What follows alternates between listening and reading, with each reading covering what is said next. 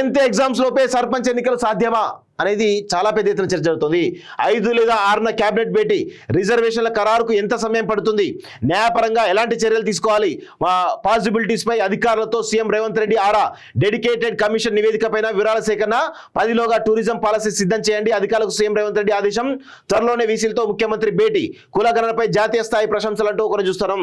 రాష్ట్రంలో మార్చి 21 తేదీ నుంచి 10వ తరగతి పరీక్షలకు ప్రారంభం కానున్నాయి.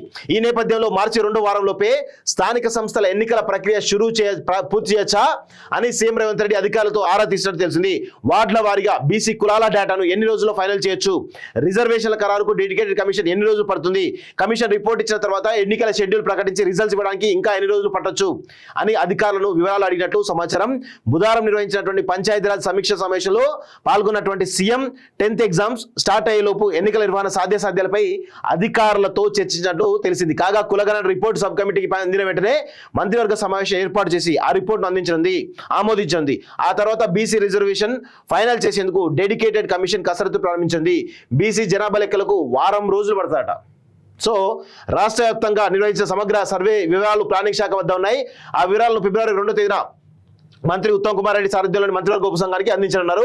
దాన్ని కేబినెట్ లో చర్చించి తుది నిర్ణయం తీసుకున్నారు. తర్వాత సమగ్ర సర్వే డేటా ఆధారంగా ప్రతి గ్రామం వార్డుల వారీగా బీసీ జనాభా ఎంత ఉందోనని లెక్కలు తీయాల్సినటువంటి బాధ్యత పంచాయతీరాజ్ శాఖపై ఉంటుంది. బీసీ పాపులేషన్ ఫైనల్ చేసేందుకు ఎన్ని రోజుల సమయం పడుతుంది అని పంచాయతీరాజ్ శాఖ అధికారులు సీఎం ప్రశ్నించగా వారం నుంచి 10 రోజుల్లో పూర్తి చేస్తామని సంబంధిత శాఖ అధికారులు సమాధానం చెప్పినట్టు తెలుస్తుంది. రిజర్వేషన్ల ఫైనల్ కు మరో వారం అంటూ చూస్తా ఉన్నాం. 2వ తారీఖు రోజు బీసీ డెడికేటెడ్ కమిషన్ యొక్క రిపోర్టు ప్రభుత్వానికి అందేసిన తర్వాత ఒక వారం 10 రోజుల్లోగా ఈ యొక్క రిజర్వేషన్ల ఫైనల్కు మరొక వారం కూడా పట్టేట్టు కనబడతా ఉంది.